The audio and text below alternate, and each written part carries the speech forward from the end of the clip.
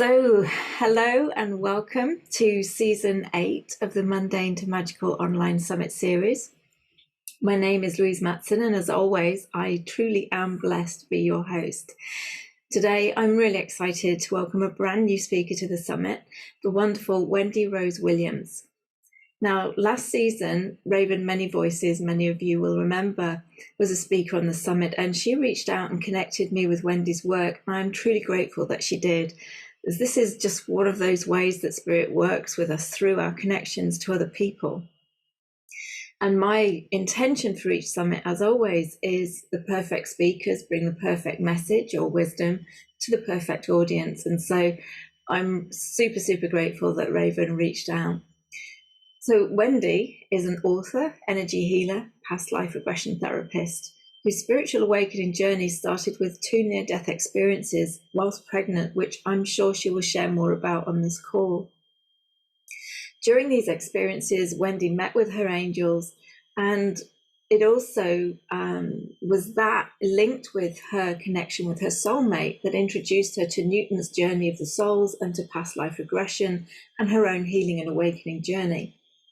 The remarkable difference in Wendy's quality of life inspired her to help others live a happier, healthier life by releasing their chronic pain and anxiety and depression. And so Wendy became a certified spiritual teacher and Reiki master energy healer, as well as a hypnotherapist. She co-hosts the Waking Up Spiritually podcast with 50 episodes archived and is publishing her 3rd book, Regression Healing 2, Joe and Marilyn.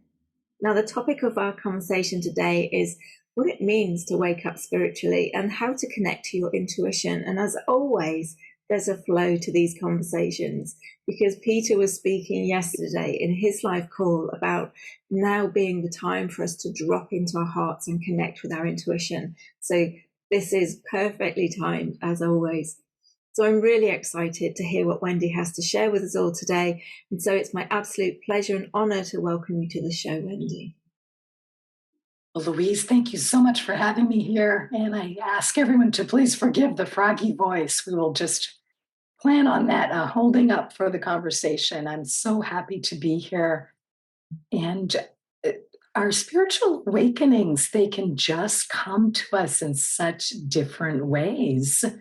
And what I mean by that is just being able to hear your intuition, being able to hear that quiet whisper of your own soul, and just getting connected with your higher self and with your soul, because we do have such a marvelous guidepost there in our heart, as you said, Louise. But there can be so much clutter to get out of the way. There can be so much overscheduled, overly busy. And we also can be socialized to not listen to that voice. Yeah. And, oh, here's what you should be doing. That type of thing, whether it's from well-meaning family and how we were raised, or via society in general, or via well-meaning church socialization or other types of things. But just a lot of clutter in the way. And a lot of times we have to be shaken to be awakened. And that was definitely the experience for me, because my guides laugh and they say, oh, wow, you were super stubborn. It was a question whether I was going to wake up and do my work. And I'm so glad I did. I've never been happier, healthier, more peaceful. But it took quite a journey over the last 10 or 12 years to get there. And what started for me was the near-death experiences. And 2 in a week while I was pregnant with our 2nd child. It was my 4th pregnancy, but our second daughter. And so there'd been infertility, there'd been ectopic pregnancy loss. So a very, very wanted pregnancy in August of 1997. And what happened was I was only 10 weeks pregnant. And I'd been for one visit to the doctor. Doctor says everything's looking great. And I felt great and just, heart overflowing from wanting this baby so much. But 2 things were very off to me. I was having incredible prophetic dreams every night, but I didn't understand. I was 36 years old. I didn't know what prophetic dreams were, that your intuition can be trying to tell you to pay attention to something.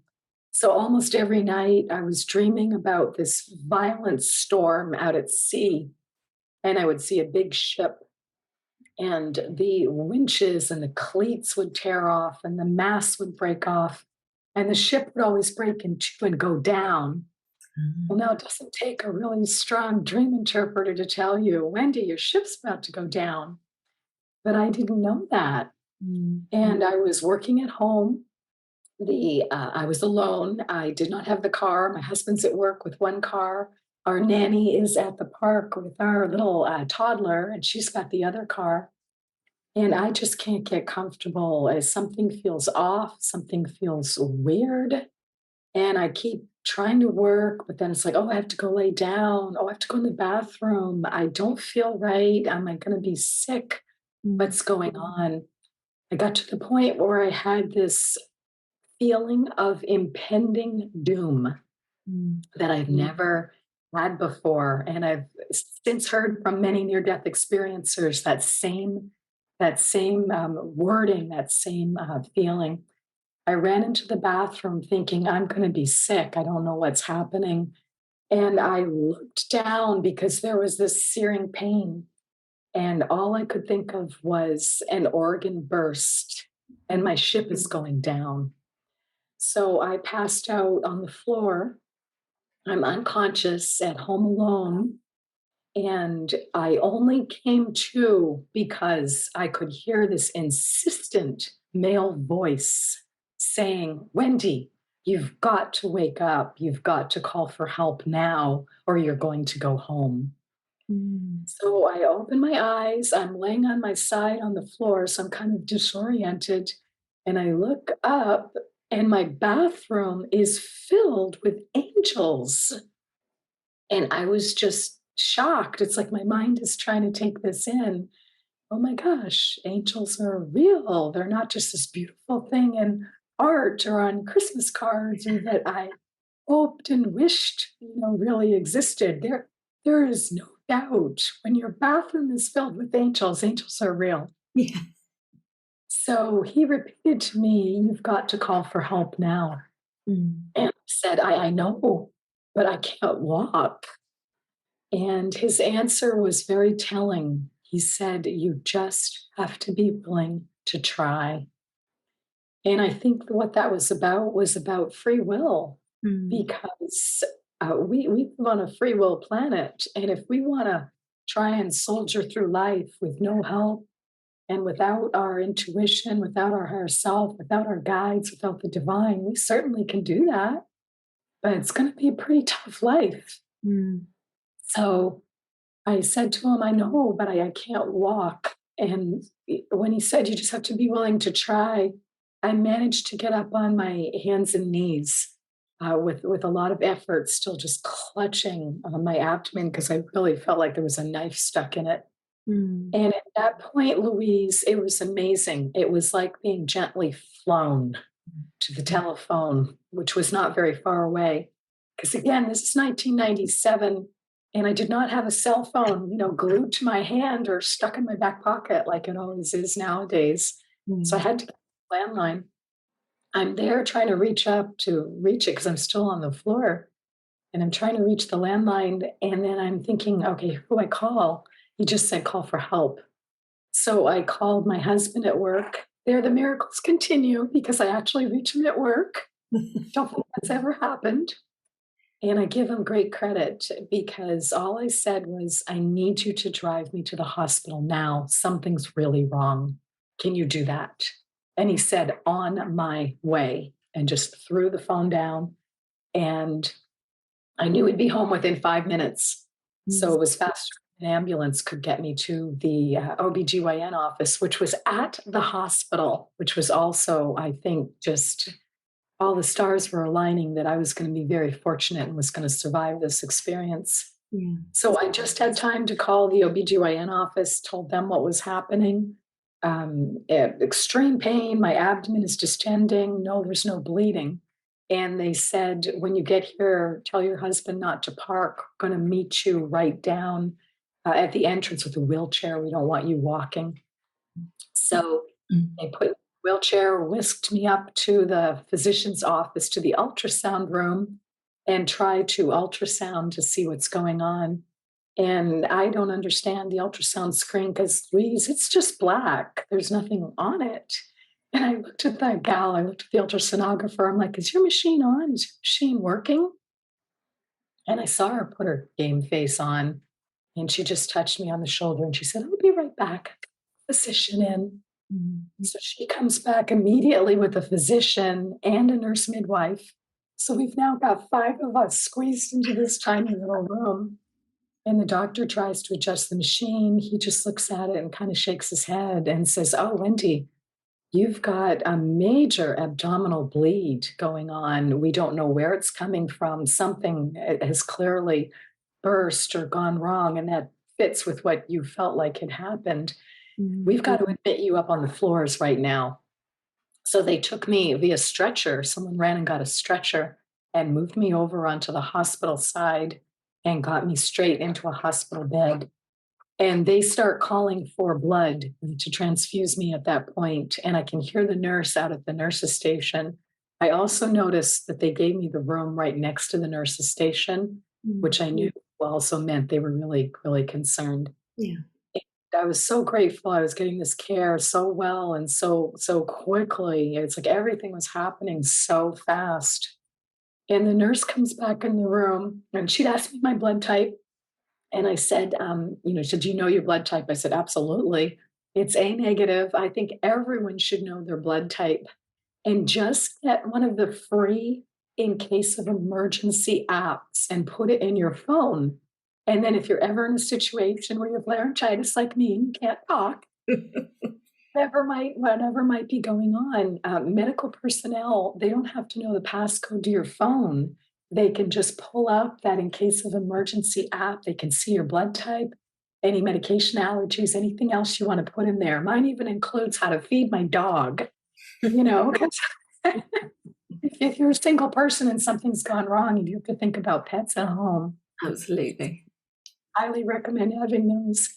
She comes in and says, I'm so sorry. I can't believe this, but I'm calling the Central Blood Bank, because that's what we have in Seattle, to not waste blood with it being such a precious resource. So she's called the Puget Sound Blood Bank. And she says there's no A negative blood for her because we just had this major train collision in Seattle 3 days ago, and it wiped out all the A negative blood. So there'd been some conversation, was I to go directly into surgery, but we have no blood. We don't know what we're operating on. So the decision was made to wait and watch. And of course, I'm being carefully monitored. And I agreed that made the most sense. It's like, we're not going to rush into surgery, no blood here. It's just not a good call. Fortunately, they were able to find some, and about 6 or 8 hours later, they started hanging bags of blood. But I could see how alarmingly fast we were going through it. And my app just kept distending more and more. I also, Louise, I could feel myself walking between worlds. And it was very hard to stay conscious. It was very hard to answer questions or focus. People would have to get, right in my face and kind of gently wake my shoulder or shake my shoulder to get me to pay attention to be able to answer their question. I think what concerned me the most was I didn't really care. I could feel myself letting go. And that's not my personality. That is, I have always been just so determined, so enthusiastic. So it was like, oh, wow, something's really going on here. And what happened was, after about 3 days, we were obviously measuring hematocrit and other important lab measurements every day and monitoring me. And on day 3, the physician says to me, Wendy, you're officially bleeding out. You probably know that. We cannot pump blood in quickly enough to replace what you're losing. So we need to do surgery. I've been on morphine for days. I've been transfused for days.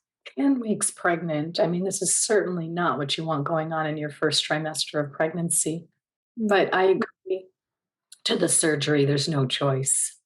And we agree it's going to be the next morning. Some brief discussion of would I be better served downtown? Did I need to be transferred to the city hospital? And I said no, because I knew the hospital where I was, my local community hospital, delivered about 5,000 babies a year. I'd also had 2 surgeries with the same physician already for the ectopic pregnancies. I knew they had an amazing unit for GYN surgeries, and I knew I was where I was supposed to be. Yeah. So we're going to do the surgery the next morning. So I get my dinner, 4:30 in the afternoon. You get that hospital dinner. I'm trying to relax after dinner. I'm trying to just picture the best possible outcome. I'm just trying to visualize it by myself. The moment I picture the best outcome, I pop right out of my body. I leave my body and I see above me on the hospital ceiling, the ceiling of my room, I can see all this white light coming down toward me. And I look back over my shoulder, over my left shoulder at my body in bed, and I'm like, look at her. My goodness, she's whiter than the sheets. She's really in a bad way. And then I'm like, why am I referring to myself in the third person? Mm. Who am I if that's Wendy in the bed? And I realized, oh my gosh, I'm my pure soul. I feel fantastic to be out of that body. That body is flatter than a pancake. That thing's a mess. So I just felt great. And I look over my shoulder again and I'm like, she's fine. Very blasé about the body because I felt so great to be me. Mm. And all I can see is the white light above me. I'm determined and so interested in going up to explore that. So I float up, go out of the hospital, and I can see more and more of the earth below me. It becomes like a Google Earth view, Yeah. and then it becomes an astronaut's view. And it's just so beautiful, but all I can see is that white light that I want to go up to. And I did reach a certain point. I didn't know a lot about NDEs. I was only 36, no spiritual practice, just really not on my radar at all. Just a conservative, really busy, hardworking MBA mother, working full time, just not on my radar. And but I'm looking up and I'm thinking, oh, please don't make me walk through one of those tunnels. I will not make it. It's just going to take too much energy. And the moment I thought that, this pristine escalator came in just for me. And I plopped myself on that escalator with such gratitude. And I could see my body at that point, or the physical form I was in. I was like a beach ball, white, just energy, sparkly, but I was so deflated. So eating out for days. So I just kind of like smooshed over the rail on the escalator and I just like kind of laying there and let it carry me up. At the top of the escalator, it was magical because there was this welcoming committee. And that same angel was there who I now recognize was Archangel Michael. And he said, welcome home, Wendy. We're so glad you made it. You've done nothing wrong. You're so welcome to stay. I could see other angels with him. They were in the back and they were bigger. And I could also see other beautiful white, big orbs of light, like kind of like a beach ball size. Like I should have looked, but they weren't deflated. I sensed this is my soul group. This is my soul family. And I was so excited because I recognized all 4 grandparents. I knew my mom's parents well. I had lived with them. But my dad's parents, they died before I was born. But to recognize them is that soul level recognition, and your intuition is just, it's just totally flowing. And so I could see them, and they all gave me this huge hug. I could have stayed in that hug forever because it was unconditional love. And we don't get that on earth very often. So I feel it's vital we learn how to give it to ourselves, and that we learn how to give it to others to the best of our ability. So I get this huge hug. And then Archangel Michael says to me, I can tell you three things because you're going to need to make a decision quickly. And I thought, yeah, that hot mess in the bed, that's not going to that's not going to be viable very long with me up here. So I just knew that. And he said, I can tell you three things. If you choose to go back, you will have a successful surgery tomorrow. You will regain your health fully. Number two, your baby will be born healthy. Mm.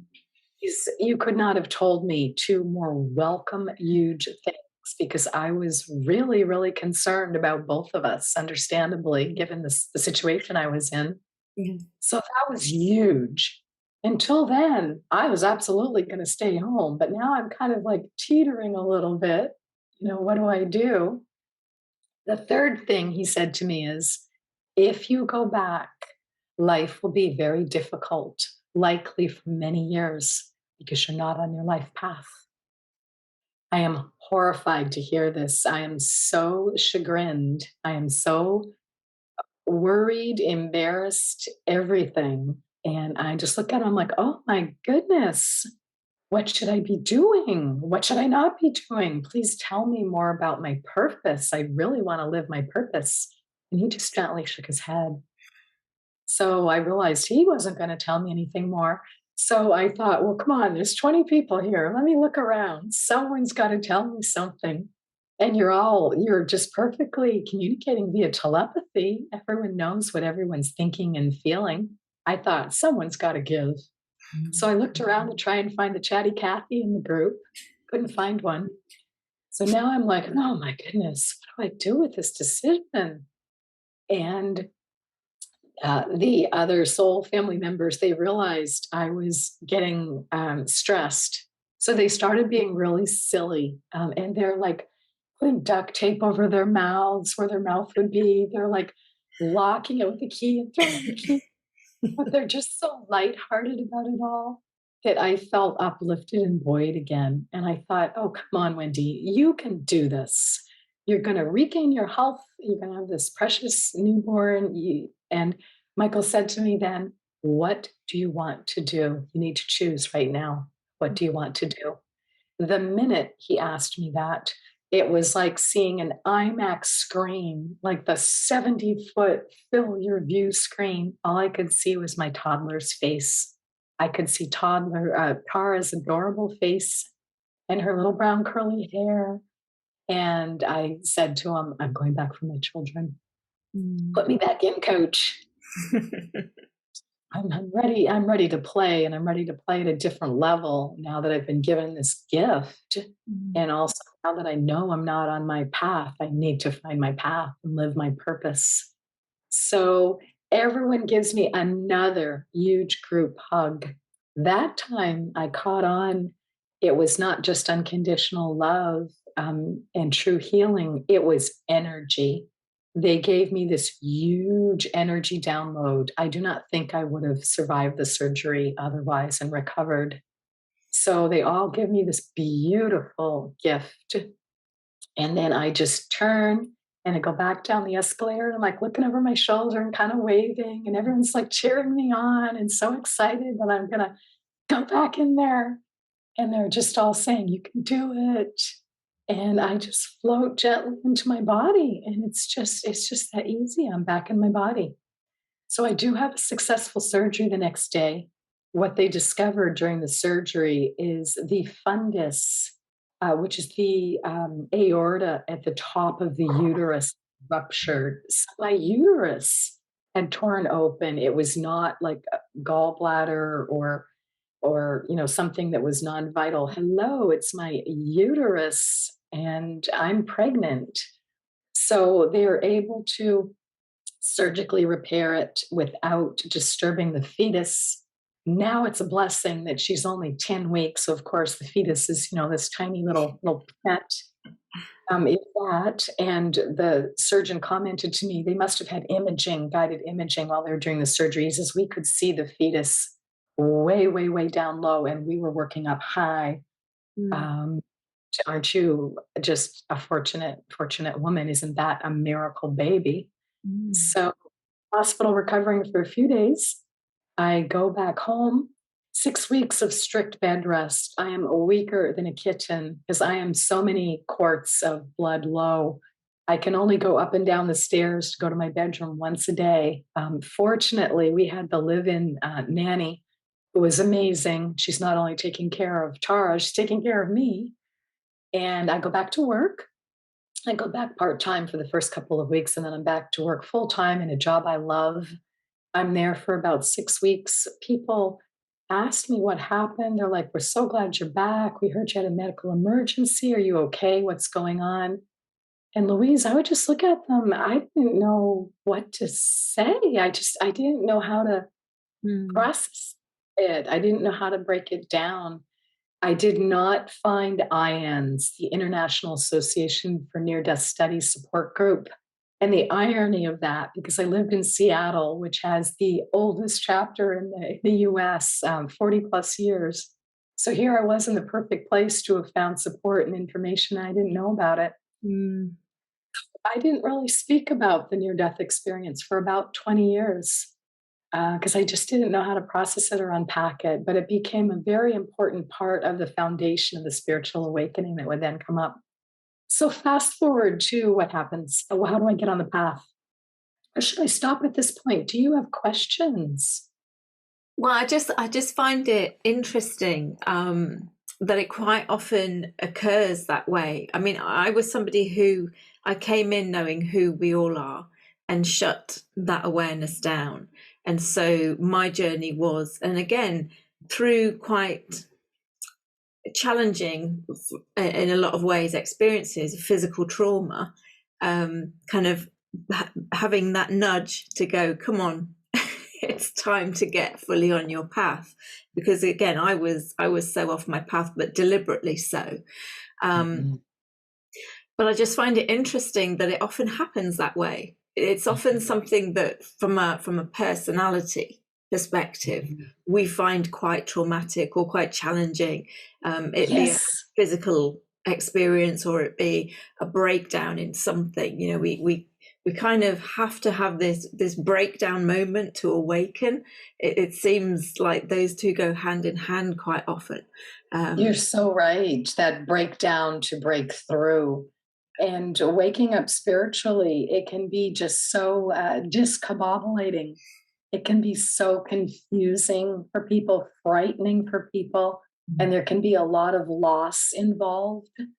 Whether it's job, health, Yeah, relationships, home, whatever it might be. That's that shaking you to wake you type of thing.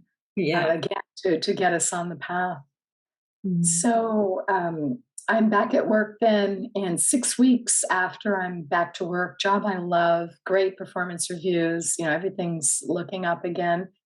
I get laid off very suddenly. I am just so concerned and upset by this layoff because we really counted on my income. I'm carrying the health insurance for the whole family. And don't forget, I'm pregnant. I'm now very visibly pregnant. This is not a great time to be looking for a job. And I really was, it was a tough, tough layoff. Mm. And so I go home and, update my family. It's like, okay, let's file for unemployment. Let's, tighten our belts. Let's, do what we need to do financially. But we were heavily mortgaged at that point because we just moved into a new home, expecting the next baby. We had just purchased a minivan, again, expecting the next baby. And my husband, thankfully, had a great job. He had his own software company. He was one of 5 partners, and his company was about 3 years old at that time. 1 week to the day later, after my layoff, he is hours late coming home from work, and I'm getting concerned. I'm thinking, was he an offender bender? What's going on here?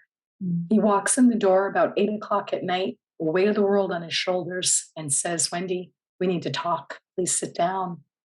And I'm like, "Oh my goodness, what's going on?" And what he told me was his company had gone belly up very, very quickly. They had laid off essentially everyone in the company, and he was going to be working payless paydays. And I'm looking at him going, does not compute. Those two words don't go together. What are you saying to me?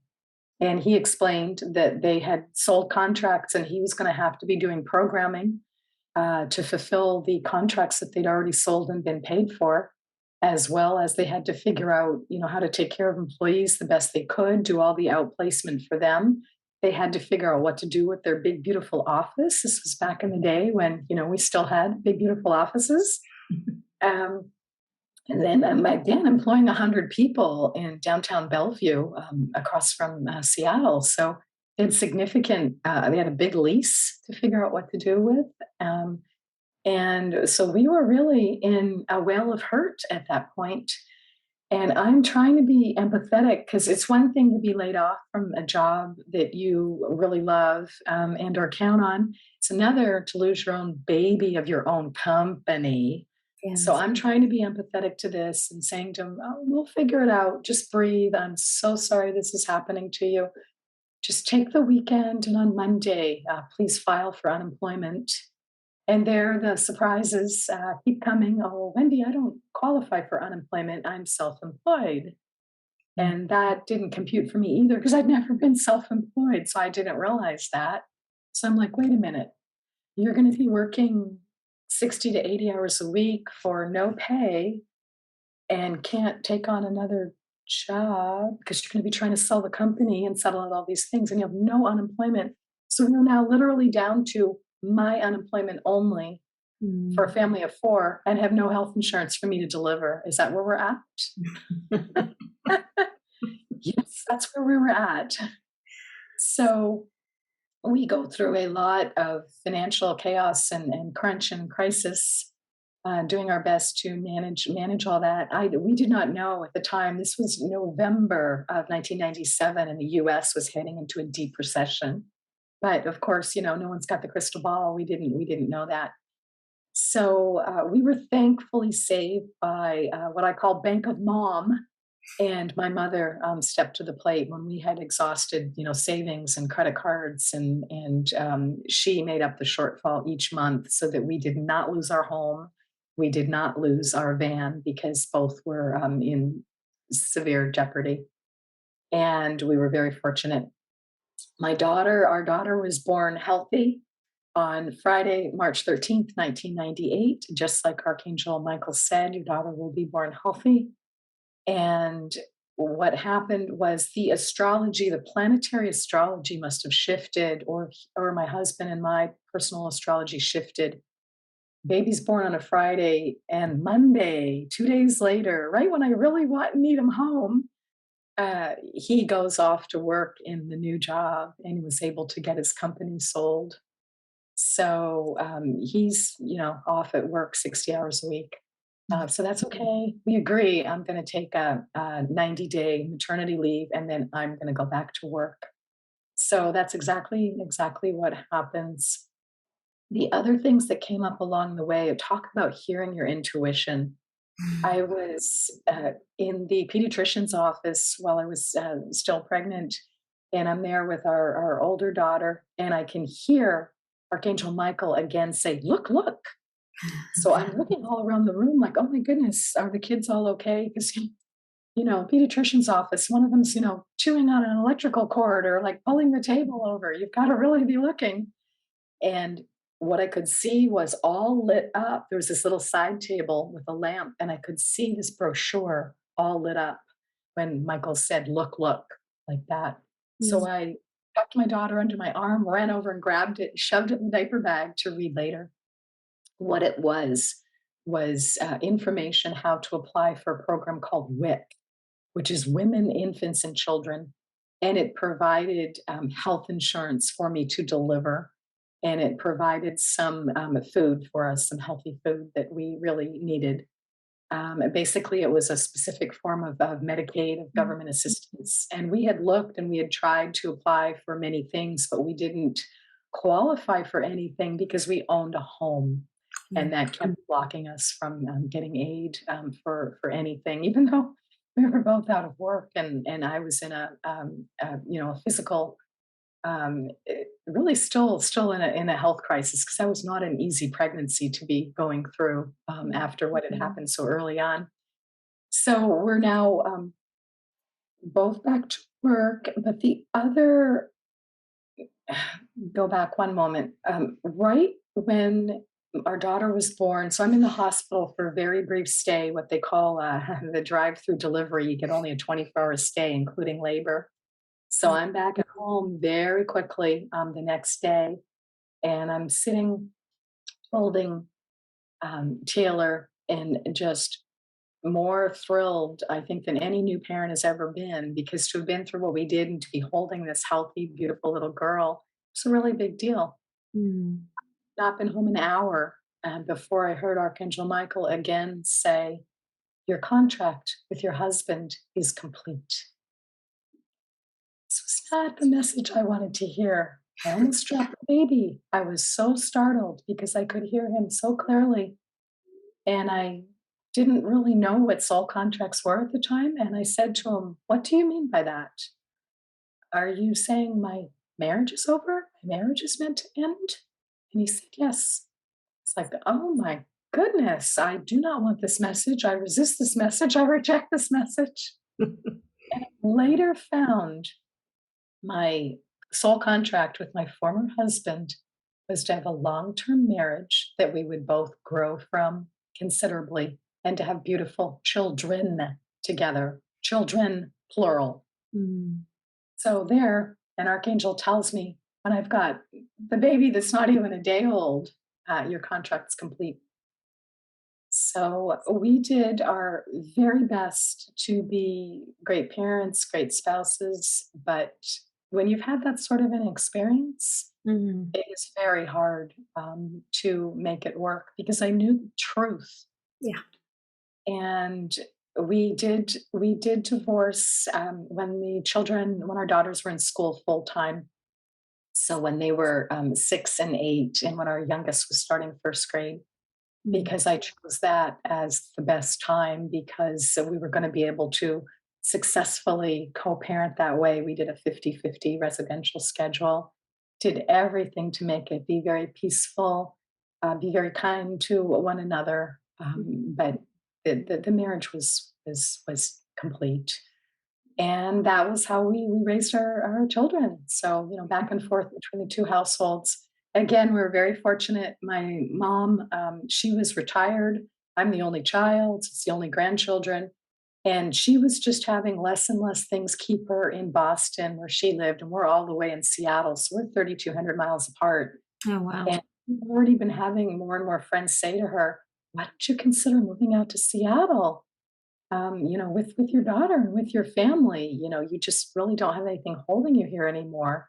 So when we chose to divorce, that was just the perfect time for her to come on out. Mm. And she just was team grandmom and just, completely neutral party. If I needed help, great.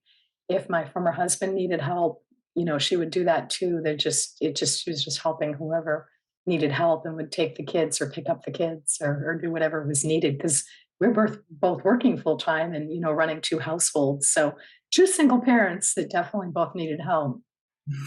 So that's what happened. And then the next big spiritual awakening and listening and finding my intuition, which I had not been good at clearly, came through of all the crazy things. Came about 6 years after the divorce. Life was going really well. My mother and I had been able to build our dream duplex. So we're living in two sides of the same home, but we each have our own home. Mm. And I've really reinvented my career. My career is going great. Our daughters are doing great. They're now 12 and 14. And Louise, it was one of those moments of just, wow, what's missing? Everything's fantastic. Something's missing. Mm. Well, it's time for me to meet a great guy. I had no idea how to do that. So I went to a good source and I asked my younger girlfriends who were actively dating. And it's like, I just don't feel like I'm meeting anybody, through church or through friends of friends. I'm sure not going to meet them in a bar. It's not college anymore. I just don't feel like I meet a lot of single men who'd be good candidates. And they're like, "Oh, Wendy, it's so easy. You just go on match.com." And I'm like, "Match. What? I don't know what you're talking about." I did not know what online dating was. So, and this was 2010. Mm. So, girlfriends helped me put together a profile. And the moment that I put my search radius to 10 miles, I saw this profile come up, and I've been doing it for about maybe 3 or 4 months, and been out on some first, second dates, but it's okay. It's just part of the process. And, but when I changed my search parameters, this profile came up, and I'm like, oh, I know him. I know him. I know him. It was soul recognition at a profound level. And it was like I knew what he was going to write in his profile before I even read it. Not that it was in any way mundane or typical, it was quite the opposite. The Mm. final sentence he had in there was any woman on a spiritual journey, particularly if you're interested in LBL, we have to meet. And I'm like, LBL, LBL, what is LBL? So I'm Googling to make sure it's not some drug reference I don't want to get involved with. Because, like I said, I just have no idea. I haven't been out dating in 25 years and just, I have no clue. So what I find is Life Between Lives, Dr. Michael Newton, A Journey of Souls. So I write to him immediately and said, are you referring to Journey of Souls by Dr. Michael Newton? Is that what you're referring to as LBL? Um, and he says, yes, are you familiar? Have you been to one? I said, I just ordered the book from the library. This was before Kindle, instant Yeah. gratification. I'm waiting to get the book from the library because, again, it's 2010. And it took us but he and we could not stop talking. We're like emailing, texting, on the phone, trying to sync up schedules to meet. And it took us 3 weeks to meet for lunch on a weekday near my office. By then, I'd received the book and had devoured the book because I knew Journey of Souls. It just felt like deepest truth for me. And I knew I had to go for a past life regression to be able to go for a life between lives. And my match turned out to have the soul contract to wake me up spiritually. So, which he did, via this soul level recognition we had, and via introducing me to Journey of Souls, um, and past life regression. So we do meet for lunch. He walks in, and I was already there, and I was sitting in the foyer of the restaurant. And Louise, when he walked in, I felt the earth move. I thought there was an earthquake. I could not stand up. And I'm sitting glued in place, probably with my jaw on the floor. And he walked in, he recognized me immediately. Yes, we have pictures, but people don't always look like their pictures. And he walked in and said, Wendy, it's you. I found you. I've been looking for you. And he dropped down on one knee in front of me and just was like looking and looking in my eyes and said, I found you. So he helped me up, and that kind of like broke the spell. I'm like, okay, there's no earthquake. I can walk. Went in and we talked for 3 hours. I think we would have stayed longer, but we both were like, oh my God, I've got to get back to work. And what we realized was we had been playing this game of how do I know you? We'd been comparing everywhere we'd lived, everywhere we'd been, every group we'd ever belonged to was past lives. We found 21 past lives together. Right. So that was just such a major, major part of the spiritual awakening. I then went and had my first past life regression, and then pretty quickly became a past life regressionist from that experience because it was just so positive. It's interesting because the way spirit works with me, or through me rather, is very different to going into the past life regression, having an awareness of the narratives or the storyline and things like that. They work with me, through me, to clear all the issues and the blocks that are kind of stopping us in this lifetime, in this moment, and they kind of show me that all time is now, and we're connected into those past lives where things have happened that have created a contract or an agreement or a statement.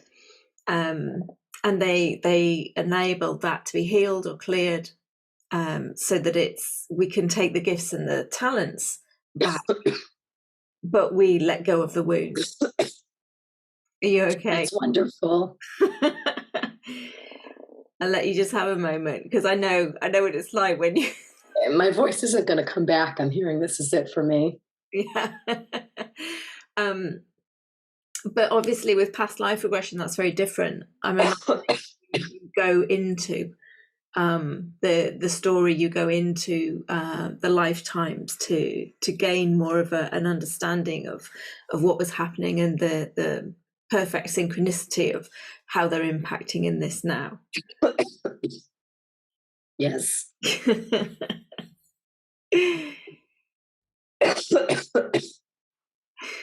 So would you like to share my contact info, Louise? Yeah, absolutely. Absolutely. So, I mean, Wendy has offered a free gift and also a special offer. So for anybody who wants to have a free 15-minute phone appointment with Wendy, to talk about, how she may be able to assist you, her work, and to see where the two of you may be moving forward together. This is on the free gifts page, and this is a 15-minute free phone appointment just for this community. And a special offer is a private one-to-one healing session, which includes a 45-minute one-to-one session with Wendy via Zoom, where you're going to journey to a healing temple and receive some balancing of the four major elements, enhancing of your chakras, and also to meet a spirit guide to receive a gift and a message to uplift you and to hopefully kickstart your own, awakening, or even if you're on your awakening journey, to bring in that perfect message or that perfect piece of guidance to take you to the next step. There's a couple of things from your story that really kind of struck me in a lot of people's stories, and it's something that we often miss from a human perspective, is those perfect synchronistic aspects and elements of our journey where the perfect people arrive, or even though your life's gone completely chaotic and really challenging, something happens. Our universal self, our highest self, steps in to provide the perfect person, the perfect message, the perfect situation to kind of assist us in that next step. And I also liken, whatever we do. So even listening to this conversation, and this may have triggered something within you that kind of takes you on your next step, or any other kind of conversation, like the magazine in the doctor's room, and him just writing those 3 letters and you kind of looking, and that's taking you on that next part of the journey into the past life regression. We're receiving messages and guidance all the time, but when we're caught in our little human self mode, we miss them. And it's like being open and allowing ourselves to fully connect in with those messages. So I highly recommend connecting with Wendy and her work. The details of her website will be on the emails and on the SoundCloud audio replay. They will also be on the free gifts page and special offer page, so please go and check those out. You can find them on the website on the mundane-to-magicalliving.com. Under free gifts, there will also be the buttons under the upcoming calls, photo, and also on the replay page, photo on the website.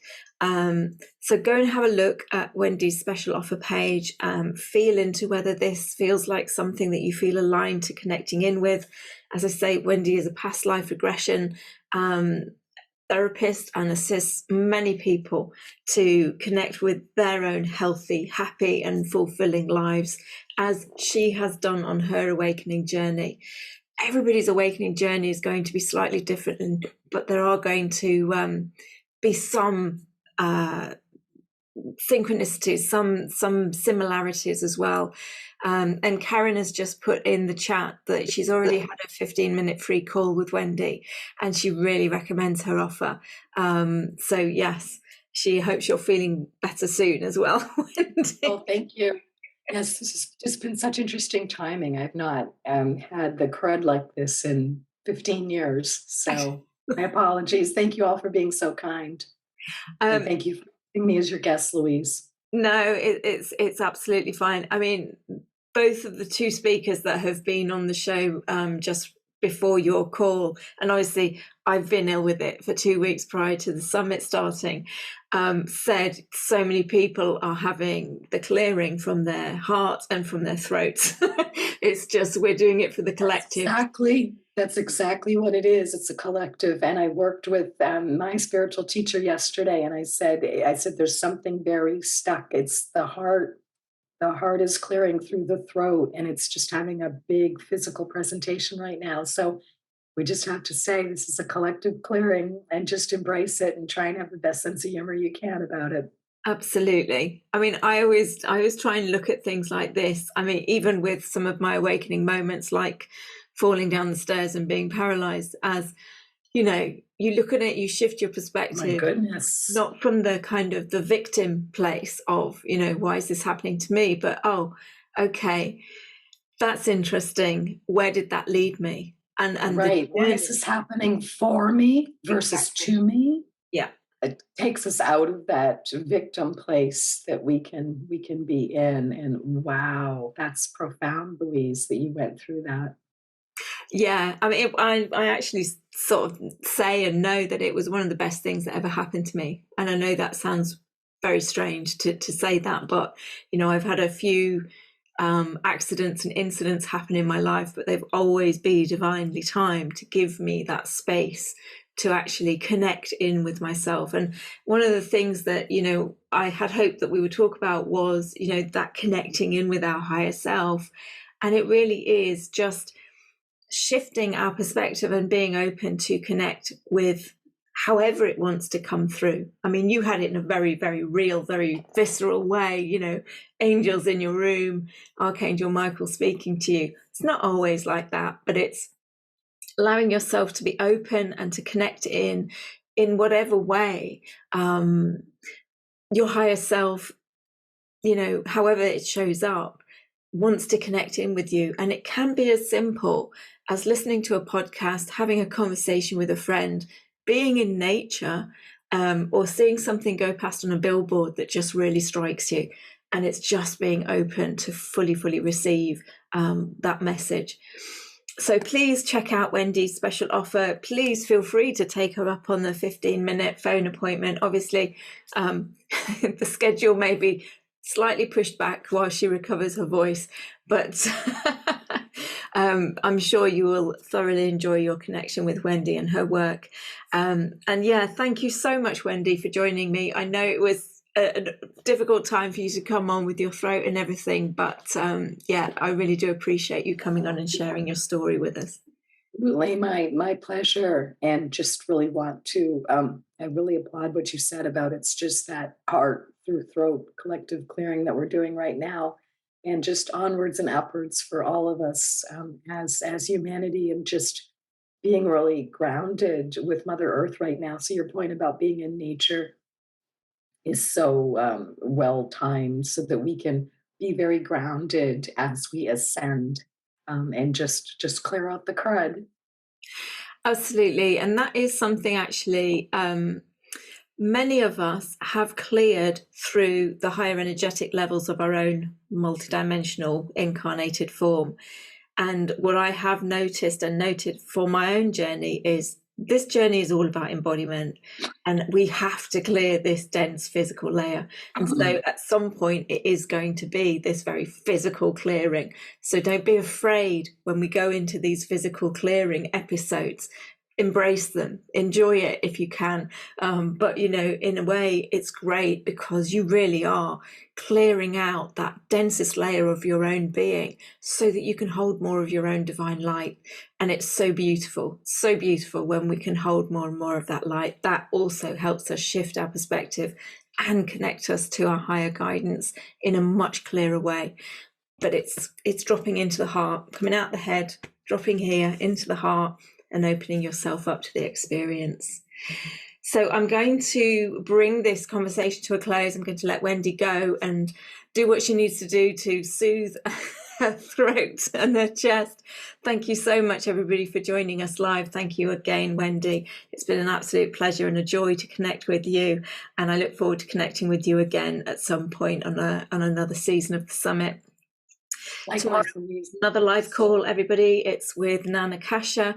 And again, we will be talking about intuition. And this time, Akasha will be talking about intuition playground. So being playful with it. You know, we've gone through the kind of the spiritual practice. It's all hard work. No, it's play, it's joy, it's bliss, it's connection.